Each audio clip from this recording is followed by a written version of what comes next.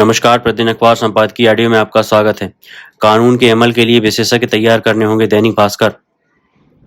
मतदाताओं में उत्साह क्यों नहीं दिख रहा है?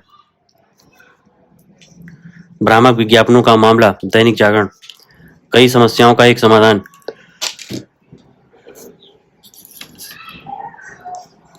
कचरे के पहाड़ जनसत्ता। अब आर्टिकल विस्तार से। कानून के अमल के लिए विशेषज्ञ तैयार करने होंगे, दैनिक भास्कर। नई अपराध न्याय प्रणाली को chief justice of India CJI ने नए युग की जरूरतों के अनुरूप बताया है। आईपीसी, सीआरपीसी और एविडेंस एक्ट की जगह लाए गए 3 नए कानून आगामी 1 जुलाई से देश भर में लागू होंगे। भारतीय नागरिक सुरक्षा संहिता की धारा 532 के तहत ट्रायल, गवाही, साक्ष्य की रिकॉर्डिंग, समन और वारंट आदि प्रक्रियाओं को पूर्णतः इलेक्ट्रॉनिक करने और 7 साल से अधिक की सजा वाले सभी अपराधों की तफ्तीश, छापों और जब्ती के दौरान वीडियोग्राफी और फोरेंसिक एक्सपर्ट की उपस्थिति की अनिवार्यता के प्रावधान को सीजेआई ने क्रांतिकारी बताया। लेकिन सीजेआई ने यह भी कहा कि इसके लिए संसाधन, विशेषज्ञों और उपकरणों की भारी जरूरत होगी। भारत में कुल लगभग 18,000 थाने हैं। क्या इनके लिए फोरेंसिक विशेषज्ञ उपलब्ध हैं? अनुसंधान में अब डीएनए टेस्ट का काफी प्रयोग होने लगा है, लेकिन यह मात्र कुछ ही जगह संभव है और रिपोर्ट में 2-3 साल लगते हैं, जबकि नया कानून 3 साल में फैसला देने की बाध्यता करता है। कहाँ हैं ऐसे विश्वविद्यालय और संस्थान जहां कुछ माह में बैलिस्टिक विज्ञान की शिक्षा देकर विशेषज्ञ तैयार किए जा सकेंगे? फिलहाल केवल एक संस्था, नेशनल फॉरेंसिक साइंस यूनिवर्सिटी है, जो पूरी तरह अपराध विज्ञान की शिक्षा देती है। उत्तर भारत में केवल 2 समुन्नत राजकीय प्रयोगशालाएं हैं जहां डीएनए टेस्ट संभव है।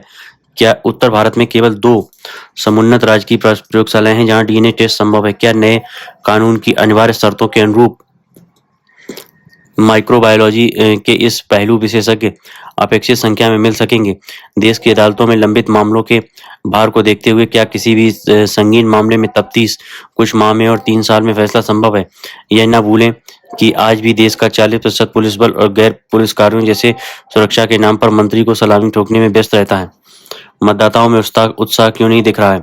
अभय कुमार दुबे, अम्बेडकर विश्वविद्यालय, दिल्ली में प्रोफेसर। पहले दौर 102 सीटों के मतदान प्रतिशत में दिख रही 7% की बड़ी गिरावट ने राजनीति के पंडितों के बीच इस एहसास को पुख्ता कर दिया है कि लोकसभा के इस चुनाव में वोटरों के बीच उत्साह की कमी है। आमतौर पर लोगों में अनमनापन दिखता है।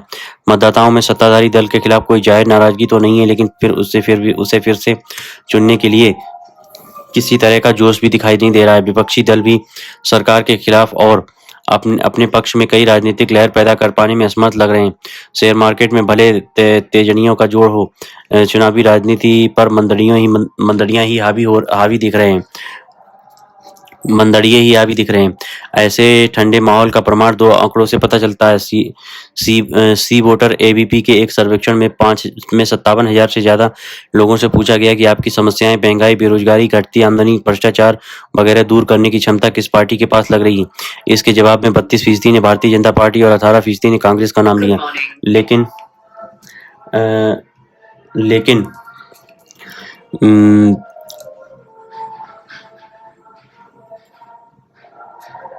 46% लोगों का कहना है कि उन्हें यह क्षमता किसी पार्टी में नहीं दिखती। जिन 4% लोगों ने पता नहीं वाला जवाब दिया, उन्हें भी तार्किक दृष्टि से इसी से तीसरी श्रेणी में रखा जा सकता है। यानी 50% लोगों को अपनी समस्याओं से निजात दिलाने के लिए किसी पार्टी पर भरोसा नहीं है। यह आंकड़ा बताता है कि 10 साल तक शासन करने के बावजूद सत्ताधारी दल ज्यादा से ज्यादा 1/3 लोगों का भरोसा ही जीत पाया है और पूरे 1 दशक तक विरोध की राजनीति करने वाले दल 5वें हिस्से से भी कम लोगों की उम्मीद बांधा पाए। दूसरा आंकड़ा 18 से 25 साल के बीच के वोटरों से ताल्लुक रखता है। वोट डालने के लिए सबसे ज्यादा उत्सुकता पहली और दूसरी बार वोट डालने वाले मतदाता को होनी चाहिए। नौजवान बेचैनी से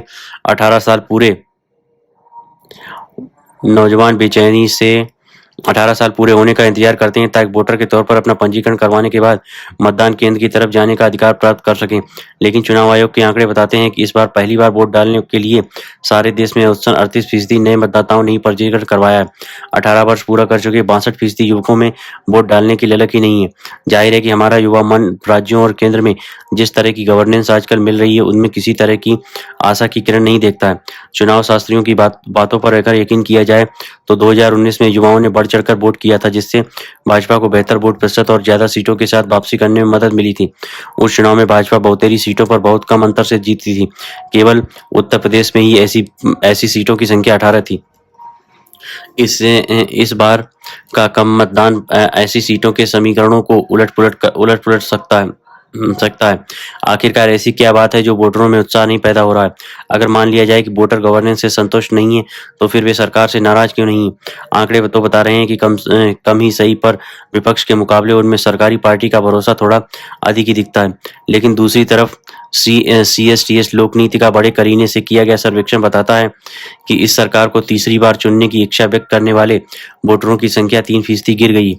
यानी पिछली बार विपक्ष और सरकार के बीच 8% का अंतर था, जो इस बार घटकर 5% ही रह गया है। राजनीति शास्त्रियों के मुताबिक सत्ताधारी दल के लिए यह कोई आरामदेह स्थिति नहीं है और न ही ये विपक्ष को किसी भी तरह से आश्वस्त करने के लिए पर्याप्त है। भारत के चुनावी इतिहास की जानकारी रखने वालों ने याद दिलाया कि जब पंडित जवाहरलाल नेहरू ने देश की जनता के लिए 1962 में तीसरी बार प्रधानमंत्री बनने का दावा पेश किया तो उन्हें 361 सीटें मिली थी। कांग्रेस के बाद लोकसभा में सबसे बड़ा दल कम्युनिस्ट पार्टी थी, लेकिन उसके पास केवल 29 सीटें थीं। ये संख्याएं बताती हैं कि नेहरू को तीसरी बार भी मतदाताओं ने शिद्दत से पसंद किया था, लेकिन आज जमाना बदल चुका है। क्षेत्रीय राजनीति की परिघटना उभर आई है, जिसने राष्ट्रीय पार्टियों के प्रभाव क्षेत्रों को पहले के मुकाबले सीमित कर दिया है। दूसरे, सामाजिक आर्थिक सुरक्षा के नाम पर पिछले 10 साल से लगातार सभी तरह के सत्तारूढ़ दल अपने अपने तरीके से लाभार्थियों की एक दुनिया बनाने में लगे हुए हैं। इनमें सबसे आगे केंद्र की NDA सरकार ही है, जिसने लोगों के खातों में सीधे आर्थिक मदद भेजने का सिलसिला शुरू किया। प्रश्न यह है कि क्या इस डायरेक्ट ट्रांसफर ऑफ मनी की मतदान के प्रति इस अनमनेपन में कोई भूमिका है? मौजूदा हालात इशारा करते हैं कि रोजगार देने और महंगाई घटाने में अर्थव्यवस्था की अक्षमता से पैदा होने वाला क्षोभ अभी तक तीखे राजनीतिक गुस्से में नहीं बदल पाया है। विपक्ष की कमजोरी ने भी इसमें हाथ बटाया है और लाभार्थियों की नई दुनिया ने भी राहत की छोटी-छोटी रकमों के जरिए लोगों में और इंतजार करने की क्षमता पैदा की है। भ्रामक विज्ञापनों का मामला दैनिक जागरण। यह अच्छा हुआ कि पतंजलि आयुर्वेद के भ्रामक विज्ञापनों के मामले की सुनवाई करते हुए सुप्रीम कोर्ट ने जहां बाबा रामदेव एवं उनके सहयोगी वकील बालकृष्ण से कुछ सवाल पूछे, वहीं इंडियन मेडिकल एसोसिएशन यानी IMA से भी कई तरह के प्रश्न किए, जिनका संतोषजनक उत्तर शायद ही दे पाए। पता नहीं IMA इस सवाल का क्या जवाब देगी कि आखिर एलोपैथ चिकित्सक गैर जरूरी एवं महंगी दवाइयां लिखने के साथ कुछ खास दवाइयों की पैरवी क्यों करते हैं। लेकिन ये किसी से छिपा नहीं है कि एलोपैथ चिकित्सा क्षेत्र में भी सब कुछ ठीक नहीं है। इसी कारण सुप्रीम कोर्ट को IMA से यह कहना पड़ा कि अगर वह अपना घर ठीक करे। IMA के पदाधिकारी इस तथ्य से अनजान नहीं हो सकते कि तमाम एलोपैथ चिकित्सक कई बार दवाओं की उपयोगिता के आधार नहीं बल्कि निजी लाभ के लिए उनकी बिक्री बढ़ाने का अतिरिक्त जतन करते हैं। इस क्रम में वे दवा कंपनियों से महंगे उपहार लेने के साथ ही उनके खर्चे पर विदेश यात्राएं करते हैं, तक कुछ तो नकदी भी लेते हैं। इसी कारण कुछ दिनों पहले केंद्रीय रसायन एवं उर्वरक मंत्रालय ने फार्मा कंपनियों के लिए एक संहिता जारी कर इस सब पर रोक लगाने के सख्त निर्देश दिए थे। आखिर ये काम IMA पहले ही अपने स्तर पर क्यों नहीं कर सकी? यह भी अच्छा हुआ कि सुप्रीम कोर्ट ने उन कंपनियों पर भी निगाह टेढ़ी की जो भ्रामक विज्ञापनों के जरिए ऐसे उत्पादों का प्रचार करती हैं जो शिशुओं और स्कूली बच्चों के साथ बुजुर्गों के स्वास्थ्य पर प्रतिकूल असर डालते हैं।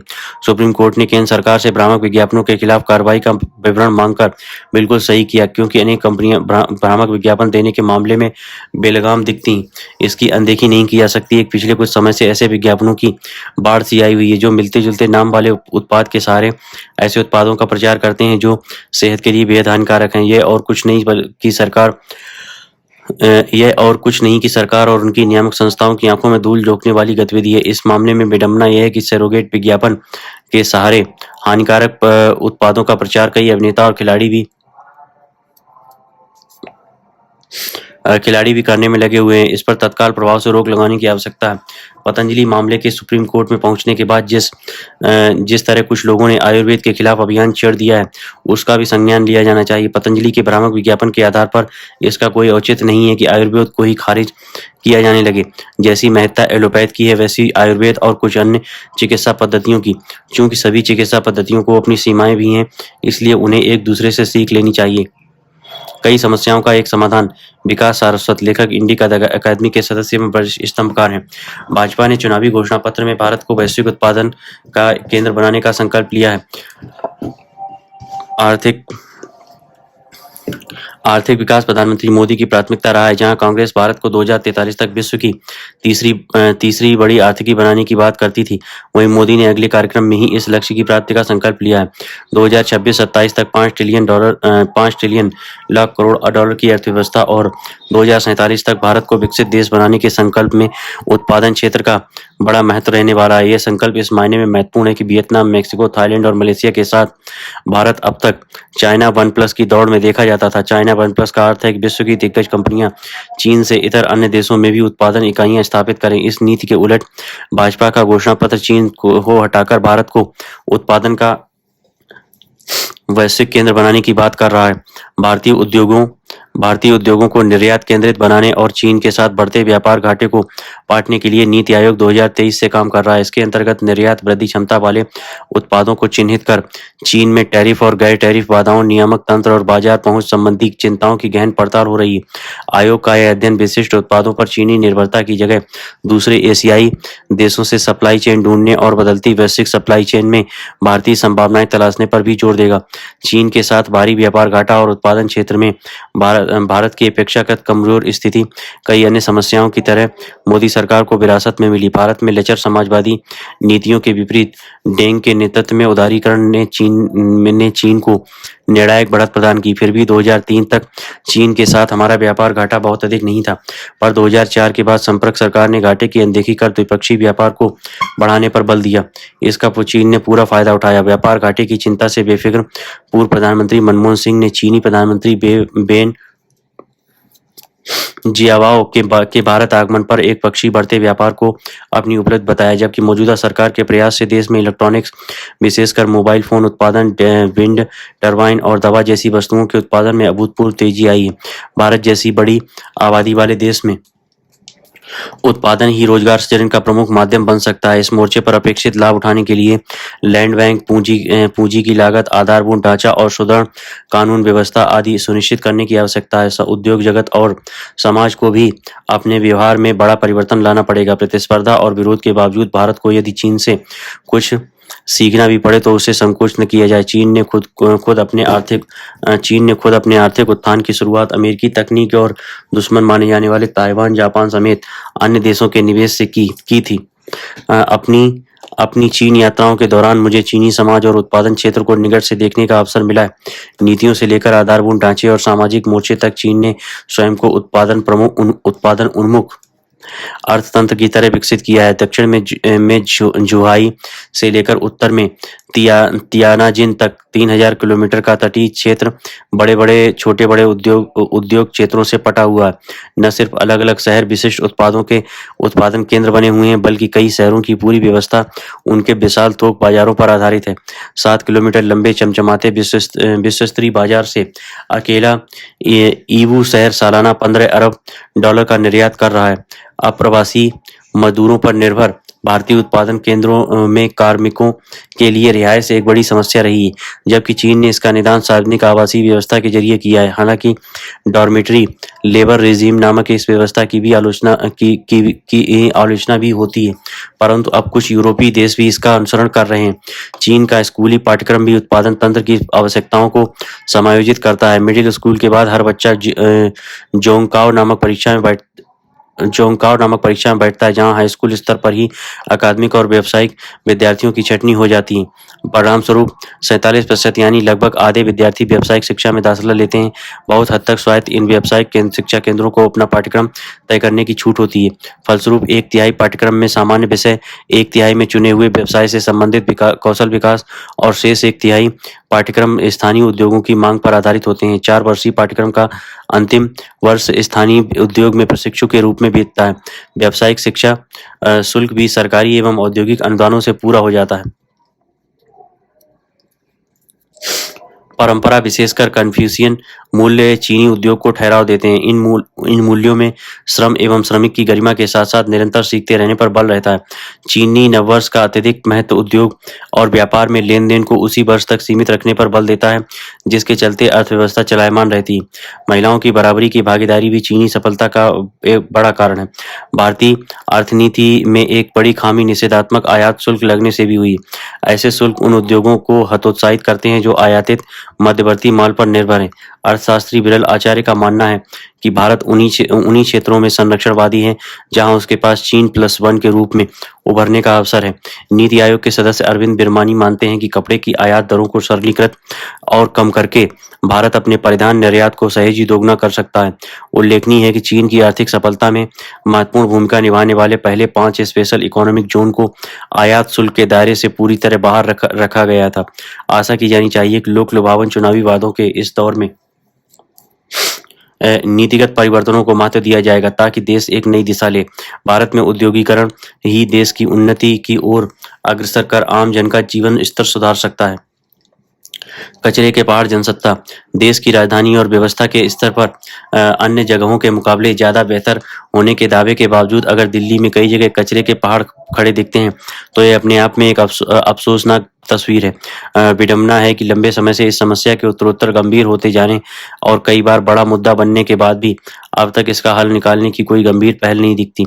यही वजह नहीं ये वजह नहीं है कि सर्वोच्च न्यायालय ने इस बात पर हैरानी जताई है कि दिल्ली में हर रोज 11,000 टन ठोस शहरी अपशिष्ट पैदा होता है, जिनमें से 3,000 टन कचरे का उचित निपटान नहीं किया जाता। शीर्ष अदालत ने राष्ट्रीय राजधानी क्षेत्र और आसपास के इलाकों में वायु गुणवत्ता प्रबंधन आयोग की रिपोर्ट में कहा है कि यह स्तब्ध करने वाली बात है कि ठोस कचरा प्रबंधन नियम 2016 को लागू हुए 8 साल गुजर चुके हैं, मगर अब तक दिल्ली में इस पर ठीक से अमल नहीं हुआ है। दिल्ली में उपराज्यपाल और सरकार के बीच जिस तरह की खींचतान चलती रहती है, उसमें इसके लिए किसे जिम्मेदार माना जाएगा।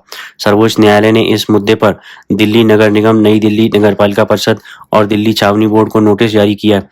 क्या इन इकाइयों को अपने दायित्व का एहसास नहीं है? यह समझना मुश्किल नहीं है कि दिल्ली में अगर रोजाना 11,000 टन अपशिष्ट निकलता है और उनमें से 3,000 टन कचरे का उचित निपटान नहीं हो पाता है तो आखिर उसका क्या होता है और आसपास के इलाके की आबो हवा पर उसका क्या असर पड़ता होगा। गौरतलब है कि दिल्ली में भलसवा, गाजीपुर और ओखला स्थित कचरा पट्टियों पर जितने बड़े पैमाने पर अपशिष्ट जमा होता गया है, उसके आसपास के इलाकों में कई तरह की समस्याएं पैदा हो गईं।